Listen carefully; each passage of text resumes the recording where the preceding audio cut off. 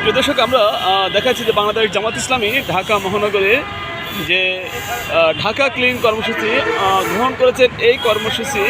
অংশ হিসাবে বনানী থানার সংগ্রামী আমির জনাব মিজানুর রহমান খান এবং সেক্রেটারি জনাব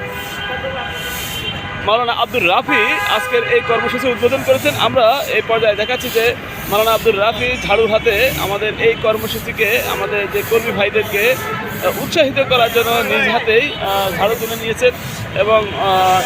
আমাদের বাংলাদেশ থানার সংগ্রামী আমির জনাব মিজানুর রহমান খান আজকের এই কর্মসূচিতে সক্রিয়ভাবে অংশগ্রহণ করে কর্মসূচিকে বাস্তবায়নের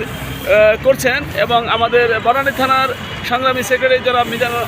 আব্দুর রাফি ভাই আমাদের এই কর্মসূচিকে আজকে সক্রিয়ভাবে অংশগ্রহণ করছেন। দর্শক, আমরা আপনাদের দেখাচ্ছি যে ঢাকা ক্লিন যে কর্মসূচি, সেই কর্মসূচিটি আমাদের চলছে আলহামদুলিল্লাহ।